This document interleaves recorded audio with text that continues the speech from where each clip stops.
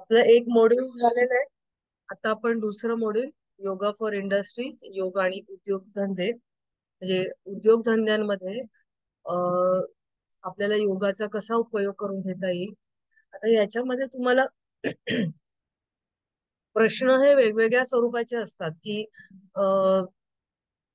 म्हणजे त्या सिमेंट इंडस्ट्रीमध्ये तुम्हाला योगाचा कसा उपयोग करून घेता येईल किंवा वर्कर लोकांसाठी योगाचा उपयोग कसा घेता येईल, वरिष्ठ लोकांसाठी योगाचा उपयोग कसा तुम्हाला करून घेता येईल. तर याच्यामध्ये एक बेसिक रूल आहे, तो आपण समजून घ्यायचा आहे. आणि साधारण आपल्याला कुठल्या रोगांवरती कुठले आपण योग साधना देतो, हा एक आपल्याला अंदाज माहित पाहिजे. की हे आपल्याला माहित पाहिजे कुठल्या रोगांवरती आपण कुठला योगोपचार आपण देतो. आणि मग त्यानुसार त्या त्या इंडस्ट्रीमध्ये समजा वर्कर लोकांसाठी काय कोणत्या प्रकारचे रोग होतात त्या त्या म्हणजे आता समजा बसून कामं करणारी लोक आहेत. समजा असं म्हटलं की टेलरिंग मध्ये असणाऱ्या म्हणजे लोकांसाठी तुम्ही कसं योगोपचार देणार. तर त्या टेलरिंग जे करतात तर ते जे कटिंग वगैरे करतात, उभं राहून सारखं करायचं असतं किंवा बसून तुम्हाला शिवणकाम करायचं असतं. मग त्यानुसार त्यांना पायाचे रोग होतात. बसून मान खाली वाकून करायचंय किंवा सारखी नजर लावून तुम्हाला शिवणकाम करायचं असतं. म्हणजे अशा प्रकारे की त्यांच्या कामाचं स्वरूप काय असतं आणि मग त्यानुसार त्यांना कुठले कुठले रोग होऊ शकतात आणि मग त्यानुसार आपण कुठली साधना द्यायची असा विचार आपण करायचा. मग अशा तऱ्हेने तुम्हाला वेगवेगळ्या इंडस्ट्रीजचं तुम्हाला नावं दिली जातात आणि मग तिथे तुम्ही कसं योगाचा उपयोग करणार असं विचारलं जातं. काम म्हणजे आता ऑफिसेस मध्ये जे कामं करतात वरिष्ठ अधिकारी आहेत. वरिष्ठ अधिकारी अशा लोकांसाठी तुम्ही काय योगोपचार देणार. की स्ट्रेस लेवल असते, बसून काम असतं, मग त्या स्ट्रेसचे काय परिणाम होतात, बसून काम केलं जातं त्याचे काय परिणाम होतात, मग कुठले रोग होऊ शकतात, मग त्यांना तुम्ही कशी योग साधना द्याल. बरोबर. अशा तऱ्हेने आपण विचार करायचा आहे. तर त्याचा कोणी काय विचारलं का? ठीक आहे. जरा सगळ्यांनी म्यूट करून घ्या आपण. तर आता आपण उद्योगधंदे आणि योग आता याच्यामध्ये आपण प्रत्येक वेळेला आपण बघतो की त्या त्या विषयाची माहिती आपण घेत असतो. हं? आता इथे योगाबद्दल आपल्याला माहित आहे. आता इंडस्ट्रीज बद्दल आपण थोडीफार किंवा उद्योगधंद्यांबद्दल थोडीफार माहिती की कशी उद्योगधंदे आले आणि त्याचं काय स्वरूप आहे त्याची आपण आता थोडक्यात माहिती घेणार आहोत. हं? आता पृथ्वीवरती आपण जर विचार केला की सुरुवातीला म्हणजे पृथ्वी अगदी तयार पृथ्वी होती त्यावेळेला कसं होतं. पाषाण युग होतं, कास्य युग होतं, लोह युग होतं आणि मग कशी उत्क्रांती होत गेली म्हणजे उद्योगधंदे हे कसे निर्माण झाले. हं? आता आपण पाषाण युगाचा काळ जर आपण बघितला तर इसवी सनाच्या पूर्वी 3400 ते 2000 साधारण असा धरला जातो. तर त्याच्यामध्ये की शिकार केली जायची. नंतर ती शिकार करून फळं किंवा गोळा करणं, प्राण्यांना मारणं किंवा आपल्या ज्या आता खाण्यासाठी जमिनीतनं तुम्ही कंदमुळं काढणं किंवा वेगवेगळ्या वनस्पतीच्या बिया आहेत तर त्या जमा करून मग त्याची वनस्पती उगवून ते खाण्यासाठी त्याची लागवड करणं घरगुती म्हणजे वापरासाठी. अशा प्रकारचं त्यावेळेला पाषाण युगामध्ये म्हणजे आपले जे तेव्हा असणारा मनुष्य प्राणी होता तर तो अशा प्रकारचं त्याचं जीवन होतं. म्हणजे त्यावेळेला तेव्हा काही इंडस्ट्रीज किंवा असं नव्हतं. आधी स्वतः सर्व्हाइव्ह कसं व्हायचं आणि वातावरणाशी जुळवून कसं घ्यायचं अ, याच्यासाठी त्याचा सगळा आयुष्याचा झगडा होता. मग त्याच्यानंतर हळूहळू जसजशी सुधारणा म्हणजे माणसामध्ये सुद्धा उत्क्रांती होत गेली. तर कास्य युगामध्ये काय झालं तर त्याचा काळ इथे दिलेला आहे 3300 ते 300 बिफोर क्राइस्ट इसवी सनापूर्वी. की त्यावेळेला साधारण शिल्प आपल्याला दिसायला लागले म्हणजे मंदिरं किंवा याच्यामध्ये आपल्याला वेगवेगळी शिल्प तुम्हाला शिल्पयुग आलं त्यावेळेला. आणि मग त्यावेळेला व्यापार व्हायला लागला की एका ठिकाणाहून दुसऱ्या ठिकाणी अ, वस्तू जायला लागल्या किंवा समुद्रातून व्यापार व्हायला लागला आणि म्हणजे त्या प्रकारचं व्यवहार हे सगळे व्हायला लागले. मग लोहयुगामध्ये शहर आणि मोठी शहरं म्हणजे व्यापार व्हायला लागला, त्यामुळे प्रत्येक देशाच्या जिथे बंदरं आहेत, समुद्रकिनारी वगैरे, तर तिथे हे व्यापार होत होते, किंवा जिथे मध्य ठिकाणी एक जमिनीवरती ज्या वेळेला होत होती, त्यावेळेला एका राज्यातून दुसऱ्या राज्यात किंवा एका देशातून दुसऱ्या देशामध्ये जाताना मोठमोठी शहरं जिथे होती, की जिथे राजधानीची शहरं होती, तर अशा ठिकाणी ते रस्त्यांनी जिथे जोडलेलं जात होतं, तिथे हे व्यापार होत होतो. म्हणजे उद्योगधंद्यांची सुरुवात कशी झाली, की शहरं जिथे जोडली गेलेली आहेत अशा ठिकाणी हे शहरं झाली, आणि तिथे सामानाची ने-आण वेगवेगळ्या ठिकाणाहून होत होती, आणि त्या ठिकाणाहून दुसरीकडे ते सामान जात होतं. आता औद्योगिक क्रांतीचे सकारात्मक पैलू म्हणजे, तर ते काय आहे, तर मुख्य औद्योगिक क्रांती केव्हा झाली, तर ज्या वेळेला यंत्रांचा शोध लागला, तर त्यावेळेला आपण क्रांती क्रांती म्हणजे जे मोठे बदल असतात त्याला क्रांती म्हटलं जातं, हो की नाही. तर यंत्रांचा शोध लागल्यावरती मोठ्या प्रमाणात उत्पादन व्हायला लागलं, आणि मोठ्या प्रमाणात झालेलं उत्पादन हे एका देशातून दुसऱ्या देशामध्ये सुद्धा मोठ्या प्रमाणात व्हायला लागलं, कारण यंत्र, त्यामुळे वाहन वाहन झाल्यानंतर ट्रान्सपोर्ट जास्त चांगल्या प्रकारे व्हायला लागलं, आणि अशा प्रकारे मग उद्योगधंदे वाढीला लागले. त्याचा परिणाम काय झाला, तर उत्पादनामध्ये वाढ झाली. जे काम एक एक व्यक्ती दिवसभरामध्ये साधारण एक चप्पल करायची असेल, तर त्याला किती वेळ लागेल, आणि यंत्रांवरती ती करण्यासाठी हे कमी वेळामध्ये जास्त उत्पादन त्याला करता येऊ लागलं, त्यामुळे उत्पादनामध्ये वाढ झाली. आता यंत्रांमध्ये यंत्र निर्माण झाले, उत्पादनामध्ये वाढ झाली, आणि मग त्याचा परिणाम काय झाला, तर शारीरिक कष्ट हे कमी झाले यंत्रांची मदत झाल्यामुळे. आता साधी गोष्ट आहे, आपण जरी घरामध्ये जरी म्हटलं, तर आज पूर्वीच्या काळी पाटे वरवंटे होते, किंवा जे मद्रासी लोक आहेत ते रगडा त्यांच्याकडे असायचा, की इडली डोश्याचं वाटायला ते मोठं असं दगड कोरून केलेलं असायचं, त्याच्यामध्ये टाकून ते रगड्यानी हलवायचं किंवा पाट्यावरती वाटलं जायचं. आता ते काम मिक्सर पटकन करतो, 2 मिनिटांमध्ये चटणी वगैरे होते. बरोबर, म्हणजे याच्यामध्ये काय झालंय, कष्ट कमी झाले. मग आता आपण शेतीचा जरी विचार केला, तर पूर्वीच्या काळी शेतीसाठी नांगर घेऊन माणूसच करायचा, मग नंतर बैल, अॅनिमलचा उपयोग व्हायला लागला, मग अॅनिमल, मग ते बाजूला झाले, बैल वगैरे बाजूला राहिले, ट्रॅक्टर वापरायला लागले. तर अशा प्रकारे पटकन म्हणजे कमी वेळामध्ये कमी कष्टामध्ये जास्त काम हे व्हायला लागलं, अं, यंत्रांचा शोध लागल्यामुळे. आणि मग त्याचा परिणाम काय झाला, की आर्थिक उन्नती झाली, म्हणजे कमी वेळामध्ये जास्त माल तयार होतोय, जास्त तयार झालेला माल वेगवेगळ्या ठिकाणी लवकर पोहोचतोय, त्यामुळे पैसा हा लवकर मिळायला लागला, आणि त्याच्यामुळे आर्थिक उलाढाली ह्या व्हायला लागल्या. लोकांनाही लवकर वस्तू मिळायला लागल्या. ऍट द सेम टाइम जो करून विकतोय त्याला सुद्धा पैशाच्या स्वरूपात मोबदला हा लवकर मिळायला लागला, आणि त्यामुळे त्याची कमी वेळामध्ये आर्थिक उन्नती व्हायला लागली. अजून काय फायदा झाला, तर कामाची उपलब्धता वाढली.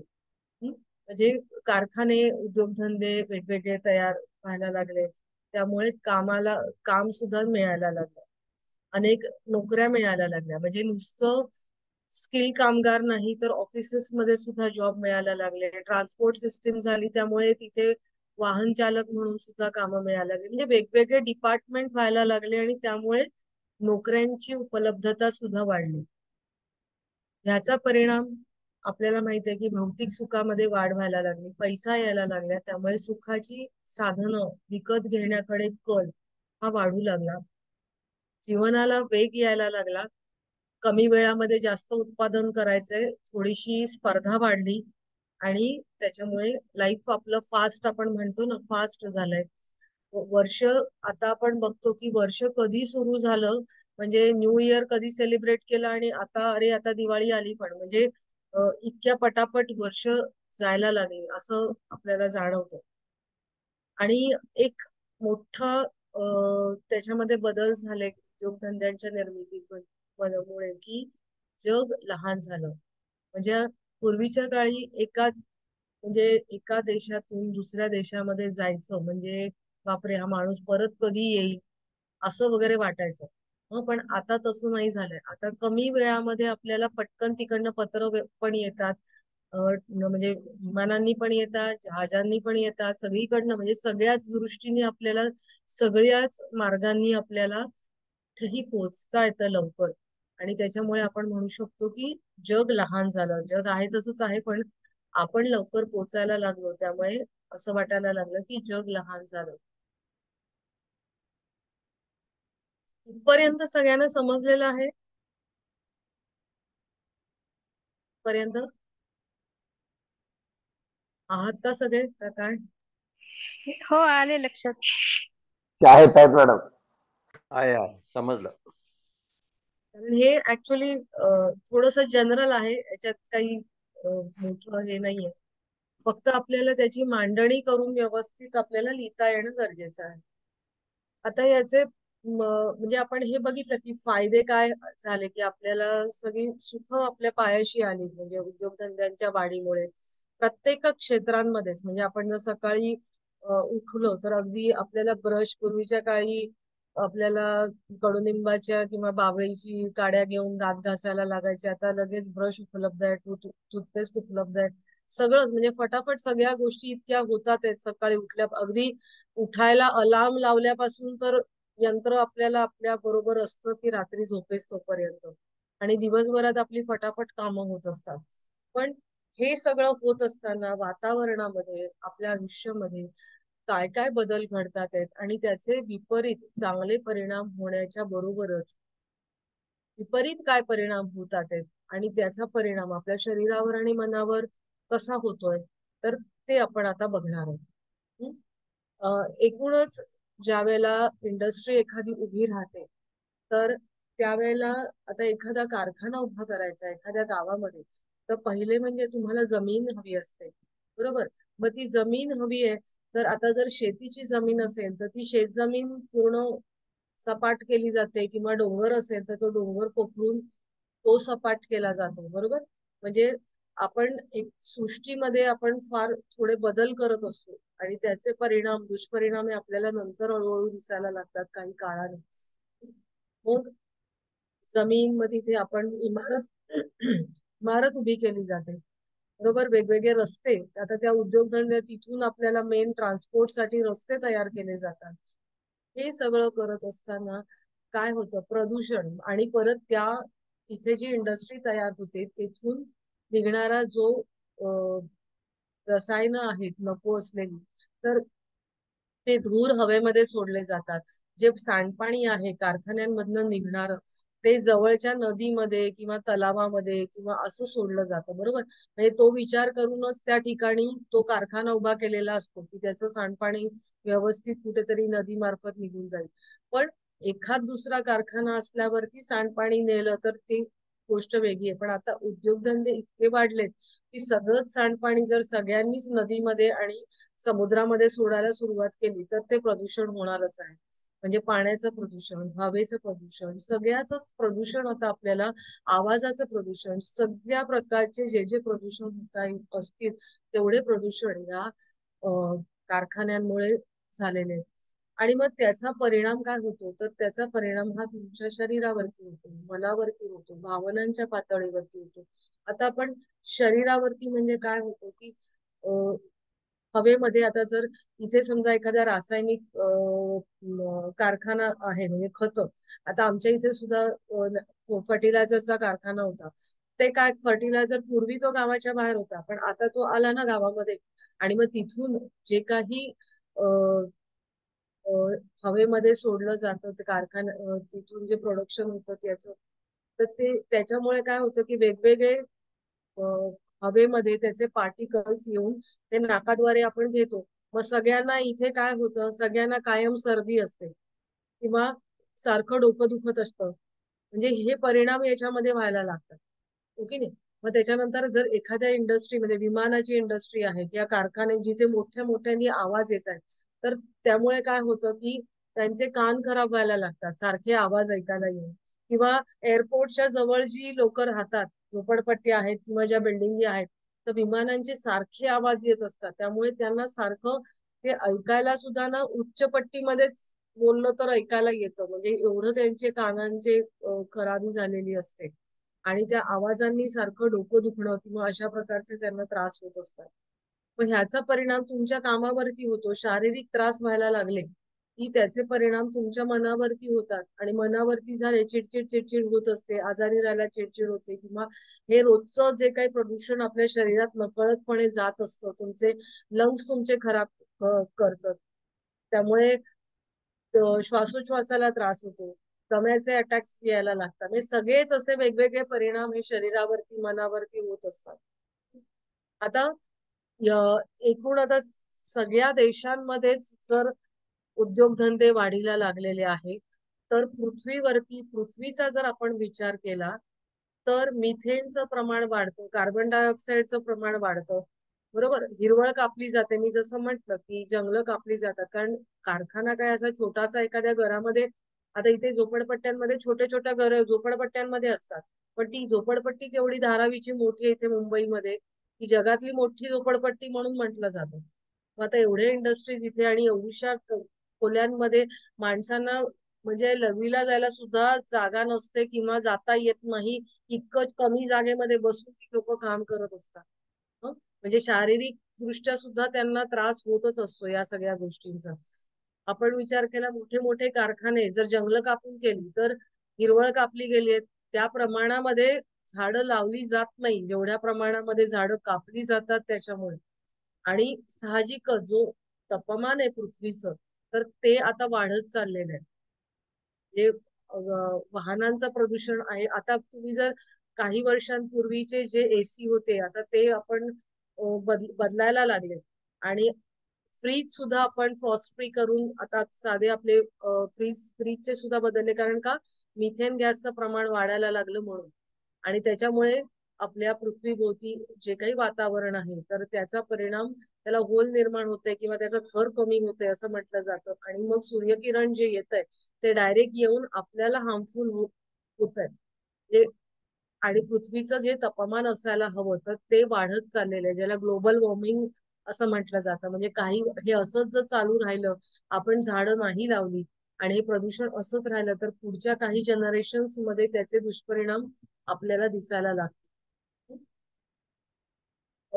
कार्बन डायऑक्साईड मध्ये इन्फ्रारेड रेडिएशन टिकवून ठेवण्याची प्रवृत्ती असते, त्यामुळे ते म्हणजे तापमान वाढतं, ज्याला ग्लोबल वॉर्मिंग असं म्हटलं जातं. दरवर्षी म्हणजे जे काही रिसर्चेस केले जातात ह्या ग्लोबल वॉर्मिंगचे, तर असं म्हटलं जातं की हे जी तापमानाची पृथ्वीच्या पातळी आहे तर ती 0.6 अंशांनी वाढते. म्हणजे तुम्ही जर विचार केला तर थोडी थोडी करत जर ही वाढत गेली तर काही वर्षांनी आपल्याला इथे राहणं मुश्किल होईल. खेडेगावांमध्ये सुद्धा थंडावा एक असायचा, तर आता तो थंडावा कमी होऊन उष्णतेचं प्रमाण हे वाढलेलं दिसून येतं. म्हणजे तिथे सुद्धा आता कारखाने वाढलेले आहेत किंवा झाडं कमी झालेली आहेत. घरांसाठी खूप जमिनी विकल्या जातात आहेत आणि मग झाडांची कत्तल होते. आणि असं म्हटलं जातं की एक झाड कापलं तर तुम्ही 10 झाडं लावा, त्याच्यातली काही जगतील, पण हे कोणीही करत नाहीये. म्हणजे स्वतःची जबाबदारी असं कोणीही समजत नाहीये. इथे शहरांमध्ये सुद्धा हीच परिस्थिती दिसते की इथे ज्या वेळेला मोनोरेल किंवा मेट्रो, त्याच्यासाठी रस्त्यांवरती इतकी, मुंबईमध्ये सुद्धा इतकी भरपूर झाडं होती तर ती कापली जात आहेत, पण त्या प्रमाणामध्ये कुठेही लागवड झालेली आपल्याला दिसून येत नाहीये. मग ह्याचे दुष्परिणाम काही वर्षांनी निश्चितच दिसणार आहे. म्हणजे आपण म्हणतो प्रगती होते, माणूस लवकर इथून तिथे पोहोचतोय किंवा इतर देशांच्या कॉम्पिटिशन मध्ये आपला देश सुद्धा पुढे चाललाय, पण दुसऱ्या साईडला आपली जबाबदारी आहे की आपण झाडं लावणं हे तेवढंच गरजेचं आहे.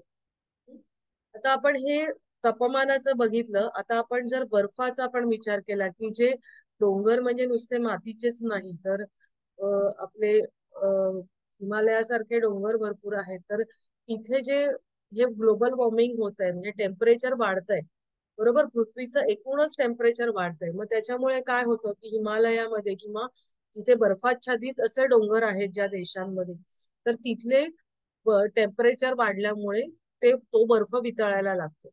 मग हिमनद्या ज्या आहेत तर त्या वितळायला लागतात आणि मग तो बर्फ वितळल्यामुळे काय होतं की नद्यांना पूर येतात. तो बर्फ वितळून खाली खाली येतो, सखल प्रदेशामध्ये येतो. सखल प्रदेशामध्ये तिथे पूरस्थिती निर्माण होते आणि हे पाणी समजा समुद्राचं नद्यांमधून हिमनद्यांचं वितळलेलं पाणी हे नद्यांमधून कुठे जातं? समुद्रांमध्ये जातं. मग समुद्रामध्ये गेल्यामुळे काय होतं की समुद्राची लेवल जी आहे, पाण्याची पातळी, ती सुद्धा वाढते. नॉर्मल पेक्षा ती वाढत जाते कारण बर्फ जिथे असायला पाहिजे तो तिथला वितळतोय आणि तो खाली येतोय, खाली येऊन समुद्रात मिळतोय, त्यामुळे ते वाढतं. आता जर तुम्ही विचार केला, जर समुद्र सपाटी जी होती पूर्वीच्या काळी तर ती आता दरवर्षी थोडी थोडी वाढत जाणार आहे. म्हणजे समुद्राला लागून जे काही शहरं आहेत तर हल्लीच्या काळी तिथे भर घालून घालून समुद्रात भर घालून घालून शहरं निर्माण केलेली जातात. आणि जर हे पाणी हिमनद्यांचं येतंय समुद्रात आणि समुद्राची लेवल वाढते तर काही वर्षांनी आता सुद्धा आपण बघतो की पूरस्थिती होती आणि त्या ठिकाणी समुद्र किनाऱ्याच्या लोकांना बऱ्याच वेळेला धोका आहे असं सांगितलं जातं. हिमनद्या वितळत आहेत, नद्यांना पूर येत आहेत, समुद्राची पातळी वाढत आहे आणि जमीन कमी कमी होत चाललेली आहे. आता हॅलेचा सुपर कॉम्प्युटर त्याच्यामध्ये त्यांनी काय सांगितलंय की साधारण 2050 पर्यंत 50 किलोमीटर जमीन ही खाली समुद्राच्या खाली असेल. म्हणजे एवढी जमीन ही आपली समुद्राच्या खाली जाणार आहे काही वर्षांनी. कारण बदल हे असे थोडे थोडे करत होत असतात, पण तुम्ही ग्रॅज्युअली बघाल तर काही वर्षांनी आपल्याला लक्षात येतं की त्याचे दुष्परिणाम, त्याची सुरुवात जी आहे ती फार पूर्वीच झालेली आपल्याला दिसून येते. आता इंधनांमध्ये सल्फर, नायट्रोजन आणि त्याचे ऑक्साइड्स असतात आणि त्याच्यामुळे काय होतं की धुकं निर्माण होतं. म्हणजे हवेमध्ये ते पार्टिकल्स राहतात, त्याला फोटोकेमिकल्स म्हटलं जातं. तर इंधनांमधनं जे निर्माण झालेले जे काही धुराचे कण असतात तर ते राहतात आणि आपण थंडीमध्ये जे धुकं बघतो ते वेगळं, पण हे आपल्याला प्रदूषणाचं धुकं हे आपल्याला दिसतं. तुम्ही जर कोणी मुंबईमध्ये आला असाल तर ठराविक ठिकाणी ना तुम्हाला आभाळ आहे तर ते म्हणजे चांदण्या बिंदण्या हा प्रकार काही दिसतच नाही. तिथे एक असं पांढरं पांढरं पूर्ण धुक्यासारखं एक वातावरण दिसतं पोल्युशनचं. आणि हे सगळं जे आहे तर हे पोल्युशनचं वातावरण, ते पार्टिकल्स त्याच्यामध्ये राहिलेले असतात. त्याच्यामुळे काय होतं की डोळ्यांची जळजळ व्हायला लागते, श्वासोच्छवासाला त्रास व्हायला लागतो. सकाळी हे सगळं खाली सेटल डाऊन होतं, मग खाली जमिनीच्या थराच्या जवळ आल्यामुळे मॉर्निंग वॉकला जाऊ नका सांगतात. मुंबईमध्ये जिथे जास्त प्रदूषण आहे तिथे थंडीमध्ये पहाटे जरा ऊन जरा पडल्यावर जा सांगतात. का तर हे खाली खाली खाली येतं आणि त्याचा त्रास तुम्हाला होऊ शकतो या प्रदूषणाचा. फुफ्फुसांचे जसं मी म्हंटल की आता जे हवेतले पार्टिकल्स आहेत तर ते जाणार कुठे? आपण श्वास प्रश्वास करतो त्याच्यातून ते कुठे जाणार मला सांगा बरं? हवेमध्ये जे काय फुफ्फुसात फुफ्फुसामध्ये फुफ्फुसात जाणार आणि मग ते कुठे अडकून राहणार? फुफ्फुसात. फुफ्फुसात आणि हृदयात. नाही, फुफ्फुसात ते गेले तर ते कुठे अडकून राहतात?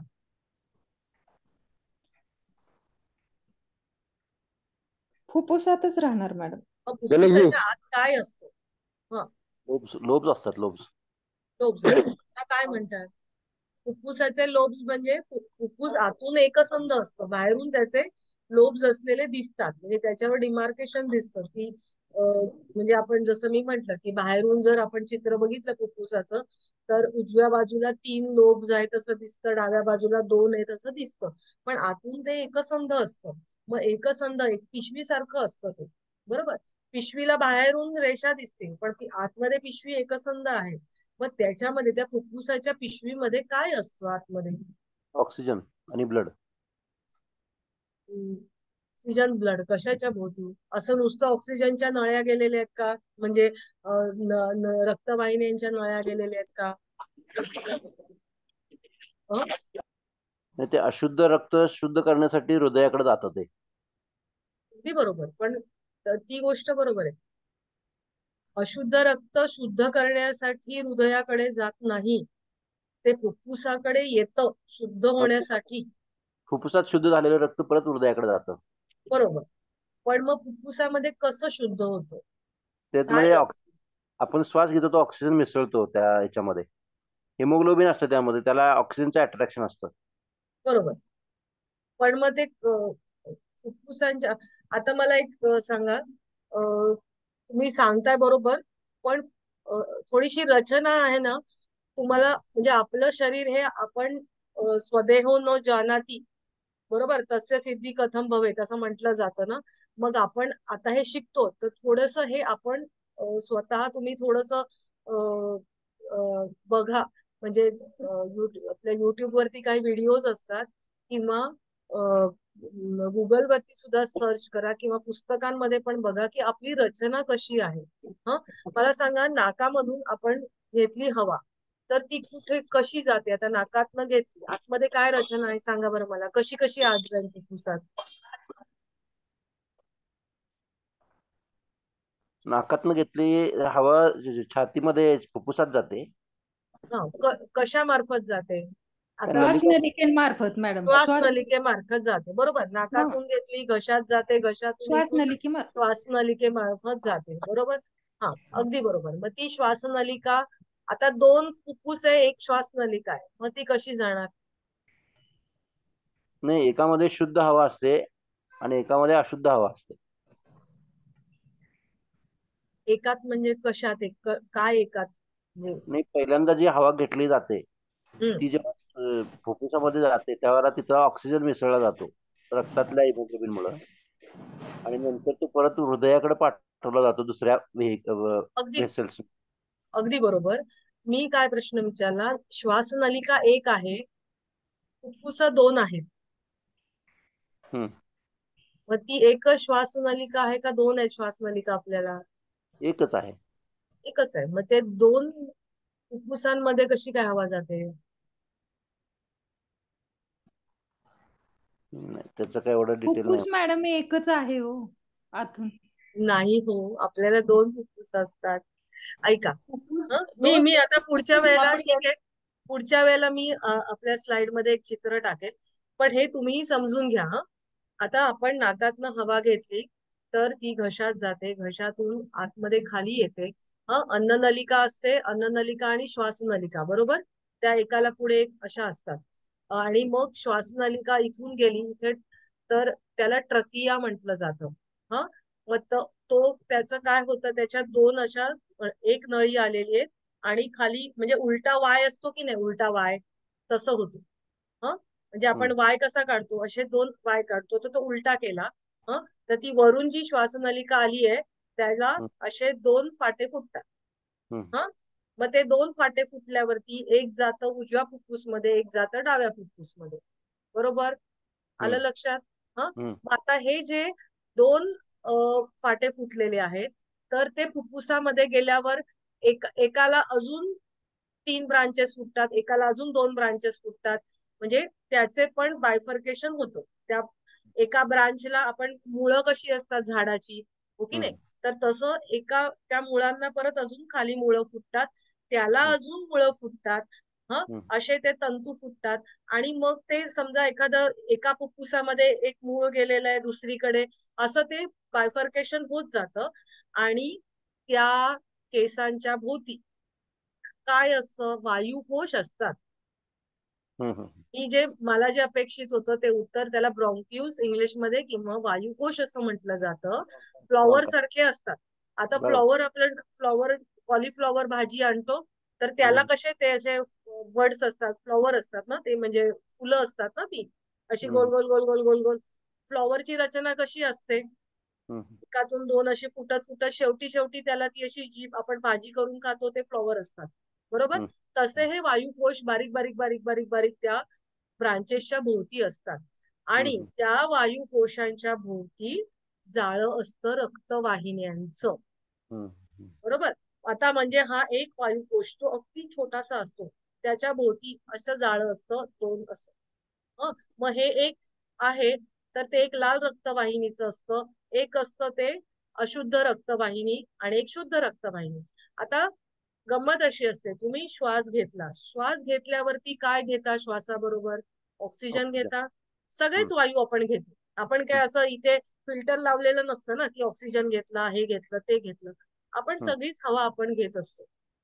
मग जी जी काही सगळी हवा घेतो त्याच्यातनं जो ऑक्सिजन आहे, मगाशी तुम्ही जसं म्हटलं की तो ऑक्सिजन ते जे लोहकण आहेत ते शोषून म्हणजे शोषून घेतलं जातं आणि म्हणून त्याला ते हिमोग्लोबिन आपण म्हणतो की नाही, लाल म्हणजे ऑक्सिजन शोषून घेतलं जातं आणि मग मग ऑक्सिजन शोषून घेतल्यानंतर मग ते जातं हृदयाकडे. मग हृदयाकडे गेल्यानंतर आणि मग त्याच वेळेला हृदयाकडे जातं, हृदयाकडून पूर्ण शरीरामध्ये पसरलं जातं. हृदय काय आहे? पंपिंग स्टेशन आहे. हृदयाचं कार्य, हृदयामध्ये काही होत नाही. हृदय हे पंपिंग स्टेशन आहे. म्हणजे वरच्या टाकीत खालच्या टाकीत पाणी आहे, खालच्या टाकीतून पंपानी वर जातं आणि वरून सगळ्या घरभर जातं. बरोबर? तसंच आहे. तर ते हे हृदयाकडे गेलेलं रक्त आहे शुद्ध, ते सगळीकडे जातं, सगळ्या शरीरात. मग सगळ्या शरीरामध्ये ते वापरलं जातं. त्याच्या संस्थेनुसार त्याचं कार्य घडतं. मग ते वापरल्यानंतर जे काही कार्बन डायऑक्साईड किंवा हे जे वायू तयार होतात की जे शरीराला नको आहेत, मग ते वायू काय होतात? ते पुन्हा अशुद्ध रक्तवाहिन्या आपण जे म्हणतो तिथून येतं फुफ्फुसाकडे, त्या फुफ्फुसाकडे येतं आणि हे जे वायुकोश असतात त्याच्या भोवती येऊन ते पुन्हा त्या वायुकोशांमध्ये शोषून घेतलं जातं आणि ते हवेमार्फत आपण नाकांमार्फत बाहेर टाकतो. म्हणजे अशा प्रकारे शुद्ध रक्तात आपण नाकातून घेतलेल्या हवेतून ते शोषलं जातं. मग ते शरीरात वापरलं जातं. नको असलेले वायू पुन्हा ते फुफ्फुसाच्या वायुकोशाभोवती आणलं जातं आणि ते पुन्हा नाकावाटे आपण बाहेर फेकत असतो. बरोबर? मग आता जर हे आपण प्रदूषण म्हटलं तर ह्या प्रदूषणातून घेतलेले जे काही पार्टिकल्स आहेत तर ते पार्टिकल्स जातात नाकातून आपल्या फुफ्फुसांमध्ये आणि फुफ्फुसांमधून ते अडकून राहतात. कारण ते काही एवढ्या हवे एवढे मायन्यूट नसतात. त्याला काहीतरी आकार शेप असतो ना, म्हणजे हवेच्या वायूपेक्षा तरी त्याचा आकारमान जास्तच असतं आणि मग ते तिथे अडकून राहतात. मग अडकून राहिल्यामुळे त्या वायुकोशाभोवती हे जे गॅसचं एक्सचेंज आहे ते होत नाही. तेवढे वायुकोश आपण उपयोगात आणत नाही आणि मग आपली श्वसन क्षमता ही कमी कमी होत जाते. आलंय लक्षात? आणि मग ते जर वायुकोश तसेच न वापरता तसेच पडून राहिले तर मग आपल्याला नंतर त्या प्रकारचे रोग व्हायला सुरुवात होते. म्हणजे ते जर तशीच स्थिती जास्त काळपर्यंत राहिली तर.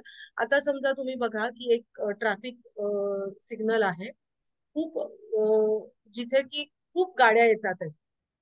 म्हणजे शहरातला ट्रॅफिक सिग्नल आपण विचार करूया आणि तिथे जो काही ट्रॅफिक पोलीस आहे तो उभा आहे आणि सारख्या गाड्या येतात आहेत, जातात आहेत.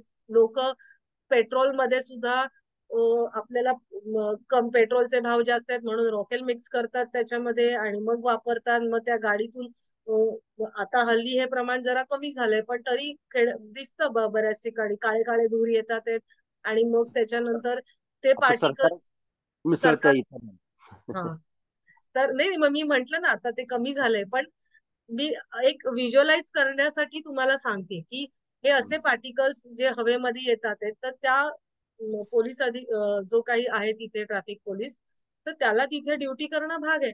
त्यामुळे दिवसभर आणि आयुष्यभर तो ते ती हवा घेणार आहे सारखी.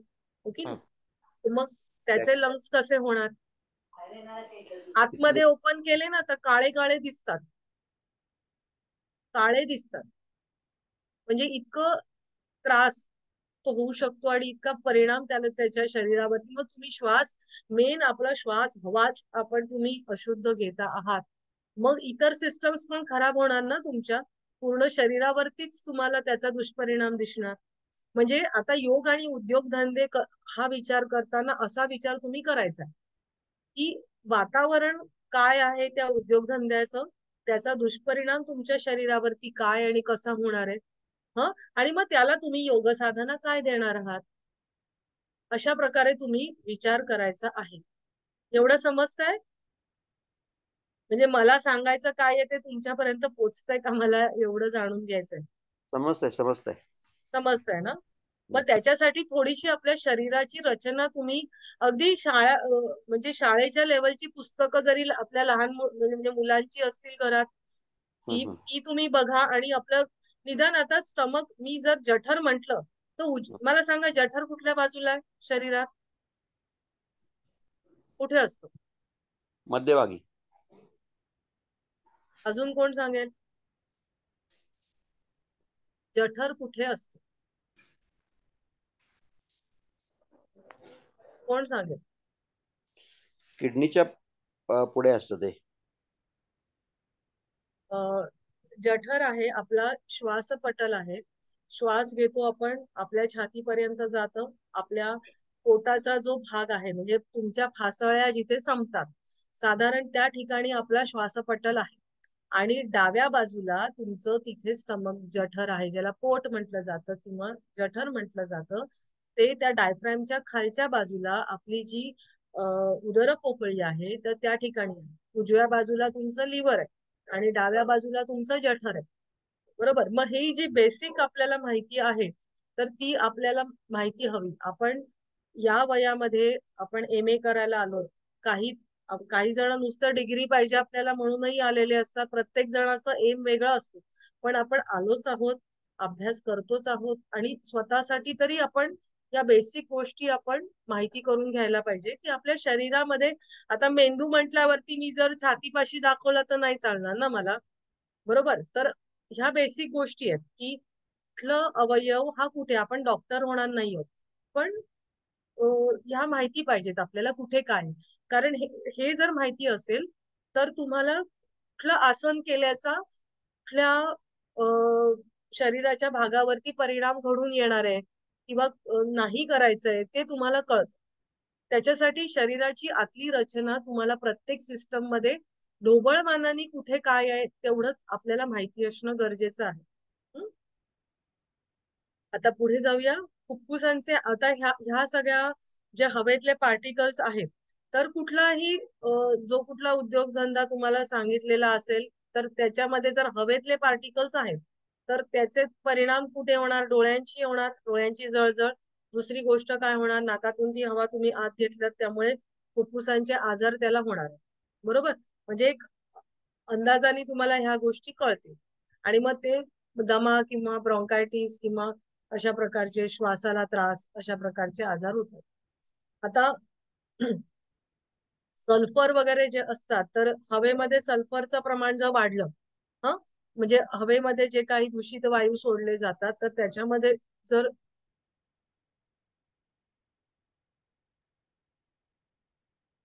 सल्फरचं प्रमाण जर वाढलं तर काय होतं की जे काही धातूच्या कुठल्या काही गोष्टी आहेत ना, त्याला गंज लागायला सुरुवात होते.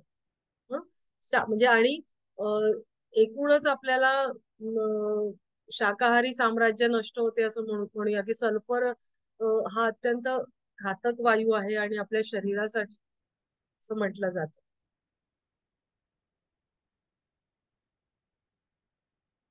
आता विकसित देश आहे तर त्यांची परिषद क्योटो 1990 साली जी परिषद झाली, तर त्याच्यामध्ये म्हटलं गेलं की 20% कार्बन डायऑक्साईड USA मध्ये तयार होतोय आणि 25% अमेरिकन हे झोपेच्या गोळ्यांशिवाय त्यांना झोप येत नाही. हे त्यांनी तिथे स्टेटमेंट केलेलं होतं. जर बघा, 20% कार्बन डायऑक्साईड म्हणजे जगामध्ये जो काही पूर्ण, अमेरिका हा केवढा मोठा देश आहे आणि ऍक्च्युली इतर देशांच्या पेक्षा त्याची लोकसंख्या कमी आहे, म्हणजे जसं आकारमान आहे त्या मानाने, पण तरी सुद्धा जगाच्या 20% कार्बन डायऑक्साईड हा तिथे एकट्या या अमेरिकेमध्ये होतोय. आणि त्याचा दुष्परिणाम काय होतोय की गोळी घेतल्याशिवाय 25% लोक झोपत नाही. जर विचार करा, आपल्याला पडल्या झोप लागते, किती सुख आहे की नाही. आणि जर झोपच येत नाहीये तर त्याचे दुष्परिणाम हे तुम्हाला, आपल्याला आता आपल्या ठिकाणी सुद्धा बऱ्याच ठिकाणी दिसायला लागले की घरी राहणाऱ्या बायका सुद्धा, म्हणजे गृहिणी सुद्धा सांगतात मला झोप लागत नाही. रात्र रात्र होते, मी जागून काढते, केव्हा तरी एक झोप लागते आणि परत सकाळी मी जागीच असते. म्हणजे स्ट्रेस लेवल ही फक्त काम करणाऱ्यांचीच वाढते असं नाहीये. ही स्ट्रेस लेवल ही प्रत्येक वर्गातल्या लोकांची वाढताना आपल्याला दिसते की झोप येत नाही. आणि हे सगळं प्रदूषणामुळे होत आहे. हे 1990 मध्ये, आज 2000 आपलं 23 साल चालू आहे. तर ह्याची दुष्परिणाम हे अजून किती वाढलेले असतील हे विचार करण्यासारखी गोष्ट आहे. जपानमध्ये असं म्हटलं जातं की जपानचं ज्या वेळेला हिरोशिमा नागासाकीवरती ज्या वेळेला बॉम्ब फेकले गेले आणि पूर्ण जपान बेचिराख झाला किंवा पिढ्यानुपिढ्या दिसतील असे दुष्परिणाम ते किरणोत्सर्गाचे तिथे दिसले. त्याच्यानंतर जपान देशाने इतकी कमी वेळामध्ये प्रगती करून दाखवली. असं म्हटलं जातं की फिनिक्स पक्षी जसा राखेतून येतो आणि एकदम भरारी घेतो आकाशामध्ये, तशी प्रगती जपाननी केली. पण तुम्ही विचार करा, कमी वेळामध्ये जास्त प्रगती केलेली आहे. तर ह्याचा परिणाम हा नक्कीच स्ट्रेस लेवल वाढवणारा असू शकेल की नाही, मला सांगा बरं. जपान सारखा छोटा देश, तुम्ही जर पृथ्वीचा आपण नकाशा बघितला तर जपान हा छोटा देश आहे आणि तो बेचिराख झाल्यानंतर त्यांनी सगळ्याच क्षेत्रामध्ये प्रगती केली. मग सगळ्याच क्षेत्रामध्ये त्यांनी जर प्रगती केलेली आहे तर किती ताण त्या लोकांनी सहन केलाय आपल्याला त्याच्यातून वर येण्यासाठी. आणि तिथे जी यांत्रिक प्रगती झाली म्हणजे सगळंच तिथल्या, तुम्ही कुठलंही अगदी गाडी कार बघा किंवा तिथल्या ट्रेन्स बघा, बुलेट ट्रेन्स तिथल्या, अगदी सेकंदाचा सुद्धा फरक होणार नाही इतकं तिथे एक वेळेवरती गोष्ट होत असतात. आणि जसं आपण प्रगती म्हणतो ना, तर त्या सेकंदाचा वेळेचा परिणाम सुद्धा तिथल्या लोकांच्या मनावरती होत असतो. आपण साधं इथे आपण म्हणतो 5ला आपल्याला जर वर्ग सुरू करायचा आहे तर आपण 5ला वर्ग सुरू करू शकत नाही. चला आरामात नंतरही आलं तरी चालणार आहे. तिथे तसं नाही. तिथे समजा असं म्हटलं जातं, तिथे ट्रेन जी बुलेट त्यांची जी ट्रेन आहे, तर अमुक एक सेकंद म्हणजे 0.1 सेकंद सुद्धा उशीर झाला तरी तिथल्या ट्रेन चालवणाऱ्या मोटरमनला मेमो मिळू शकतो. म्हणजे एवढा स्ट्रेस त्याच्या डोक्यावर असतो की इथून ते तेवढ्या वेळेत पोहोचलंच पाहिजे. आपल्या इथे मुंबईमध्ये तर ट्रेन किती वेळाने येत असतात. मी 4:55 सकाळी पहाटे ट्रेन, आत्ताच्या रविवारी आमची एक्झाम होती, एक्झाम घ्यायला जायचं होतं आणि 4:55 पहाटे मी कुर्ला स्टेशन वरती पोहोचले. ट्रेनच आली नाही, ट्रेन कॅन्सल झाली पुढची आणि 6:14 मी ट्रेन मध्ये चढले. शेवटी मी फोन केला की मला, म्हणजे मेसेज करतच होते की मला उशीर होईल, माझ्या ऐवजी दुसऱ्या मॅडमनी एक्झाम घेतली, शुद्धी त्रियांची. तुम्ही म्हणजे मुंबईत राहता चाललंय मॅडम? सगळं. मुंबईत राहता? हो, मी मुंबईत कुर्ल्याला राहते. म्हणजे सगळं हॅक्टिक आहे तुमचं जीवन. मग ते म्हणजे वेळेचं आपल्या इथे तेवढं पाळलंच जात नाही. आणि हे जर तुम्ही बघा, जपानमध्ये जर तुम्ही असं सेकंदाची गणितं आहेत, तर त्याच्या पॉझिटिव्ह गोष्टी पण दिसतात आहेत की तिथलं वेग आणि सगळ्या एकदम परफेक्ट असतात सगळ्या गोष्टी. पण त्याचा तर परफेक्ट राहण्यामागचा ताण सुद्धा तेवढाच ते लोक सहन करतात आहेत. त्यांचं जीवन हे यांत्रिक होत चाललेलं आहे. आणि त्याचा परिणाम काय होतोय की जास्तीत जास्त आत्महत्या होण्याचं प्रमाण सुद्धा तिथे दिसून येत आहे. कारण ती स्ट्रेस लेवल झेलू शकत नाही एका लेवलच्या पुढे ह्युमन माइंड. आणि मग त्याचा दुष्परिणाम असा होतोय की तिथे ते आत्महत्या होण्याचं प्रमाण सुद्धा जास्त दिसतंय. आता श्रमाचं शोषण, आता हे इंडस्ट्रीज, आपल्या उद्योगधंद्यांचं परिणाम हे आपल्याला दिसून येतात की श्रीमंत माणसं अति श्रीमंत होतात आहेत, गरीब आहेत ते अति गरीब होतात आहे. म्हणजे यांच्याकडे पैसा आहे, तो पैसाला खेचतो म्हटलं जातं तसं. आज मला वर जायचंय तर मग कोणी गरीब का असे ना, मला एवढा प्रॉफिट झाला बस झाला, हो की नाही, असा विचार करणारी सुद्धा बरेच ठिकाणी आहे. आणि बऱ्याच ठिकाणी म्हणजे जवळजवळ आहेत सगळीकडे. आणि त्याच्यामुळे काय होतंय की गरीबच राहिले आणि श्रीमंत अतिश्रीमंत वाढत चाललेत. आणि म्हणजे आपण काय म्हणूया, उद्योगधंद्यांमधनं जो काही पैसा किंवा जो काही आपल्याला पॉवर्स मिळतात आहेत, तर त्या अजून वाढायला पाहिजे, अजून वाढायला पाहिजे, ही जी इच्छा प्रबळ होते. म्हणजे महत्वाकांक्षा असणं आणि त्याची एक एक लेवल असते, सीमारेषा असते, तर ती ओलांडून पुढे जाण्याची प्रवृत्ती वाढताना दिसते आहे.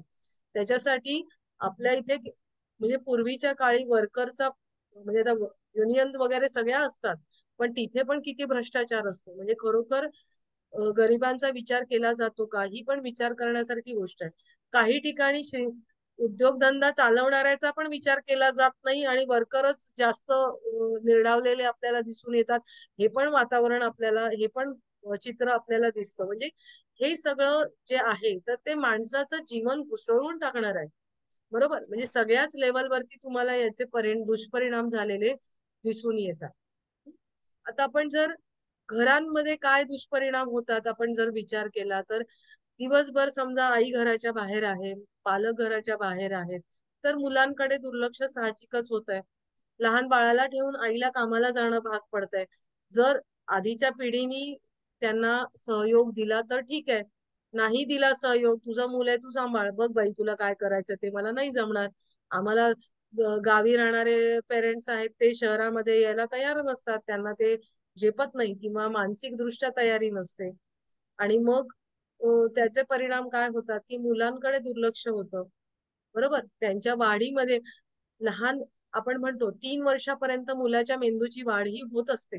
मग त्या पहिल्या 3 वर्षामध्ये जर त्यांना पेरेंट्स मिळत नाहीये, त्यांना काय काय नवीन शिकवलं जात नाहीये, तर पुढे मोठी होऊन त्यांचं जग कसं असेल की नाही. मग ही मुलं चिडचिड करतात आणि मग चिडचिड करतात आणि मग त्याचा परिणाम काय होतो, एकमेकांच्या वागण्यामध्ये होतो. एक मूल होऊ देतात सगळेजण, एक मूल झालं म्हणजे काहीच नाहीये, पण मग त्या मुलाला आपण पालकांचा विचार काय असतो, मला जे नाही मिळालं ते मी त्याला सगळं देणार आहे, ही एक वृत्ती पालकांची दिसते. पण हे देताना तुम्ही विचार करा, खरोखर त्या गोष्टीची त्याला गरज आहे का, हा विचार होताना दिसत नाही. जिथे एक गोष्ट द्यायची असते तिथे 5 गोष्टी पालक आणून देतात. म्हणजे मला आठवतं एक पेन्सिल, शाळेत असताना एक पेन्सिल, ती म्हणजे आम्ही टोक पण नाही करायचो का, तर ती झिजेल म्हणून आणि जास्त दिवस टिकली पाहिजे म्हणून, हो की नाही. आता एकच्या ऐवजी आपल्याला बॉक्सच्या बॉक्स आपण मुलांना आणून देतो. हरवलंय ठीक आहे बाबा दुसरं घे, पण तू जा. एक रबर किती दिवस टिकायचं. त्याच्यात आता एकाच्या ठिकाणी एक हरवलं, दुसरं वासाचं पाहिजे, या शेपचं पाहिजे, त्या शेपचं पाहिजे, असं सगळं असतं.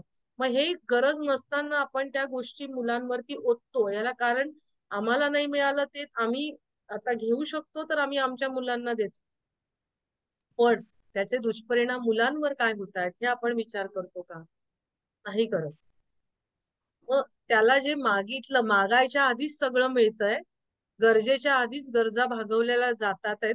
मग काय होतं, नंतर ही मुलं मोठी होतात, मोठी काय मोठी होतानाच अजून त्याच काळामध्ये शाळेमध्ये गेल्यावरती त्यांना दुसऱ्या मुलांशी डील करता येत नाही. कारण घरामध्ये जे मलाच मिळणं ही जी वृत्ती असते ती तिथेही गेल्यावर तेच राहते की शेअर केलं पाहिजे, एकमेकांना दिलं पाहिजे, ही भावना राहत नाही.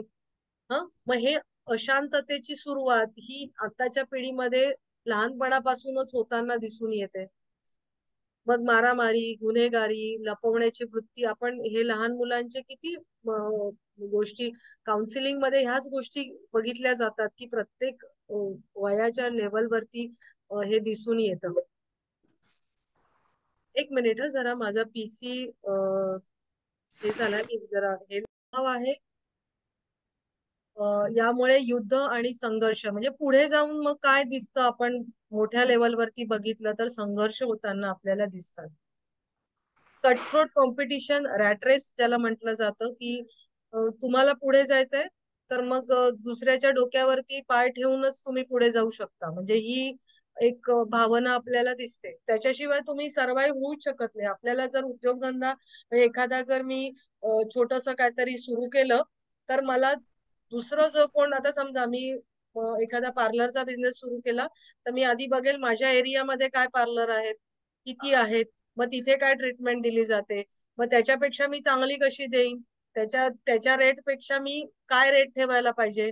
मग म्हणजे त्याचे जे काही त्याच्याकडे जाणारे ग्राहक आहेत ते माझ्याकडे येतील. म्हणजे हे सगळी कॉम्पिटिशन असते. म्हणजे नवीन सुरू करायचंय किंवा तुम्हाला त्या धंद्यामध्ये टिकून राहायचं असेल तर त्याच्यासाठी जिंकण्यासाठी तुम्हाला धावावे लागते, मागणी वाढते, अपेक्षा वाढतात. बाजारात नवीन काही आलं तर उत्पादन धोरण बदलावं लागतं आणि पुन्हा ते ताब्यात म्हणजे ते मार्केट जे आहे तर ते ताब्यात घेण्यासाठी पुन्हा स्पर्धा असते. म्हणजे आपल्याला एकच गोष्ट सारखी देऊन नाही चालत. आताच्या ग्राहकाला काय असतं की नवीन नवीन काहीतरी हवं असतं.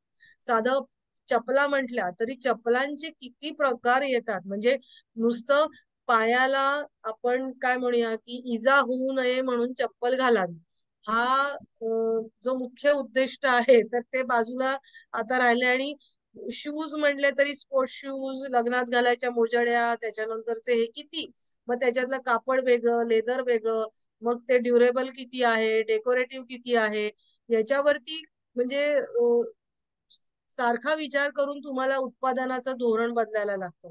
म्हणजे ही स्पर्धा जी आहे तर त्याच्यामध्ये आपल्याला सगळीच एनर्जी आपण त्याच्यामध्ये घालत असतो. म्हणजे हे आपल्याला दिसून येतं. हं आणि मग मार्केटमध्ये टिकून राहायचंय तर तुम्हाला आपण म्हणतो ना मार्केट कॅप्चर करणं, तर ते तुम्हाला त्याच्यासाठी नवीन नवीन योजना तुम्हाला करायला लागतात. आपण आता इथे थांबूया. हे बाकीचं उद्या नेक्स्ट आपण याला घेऊ.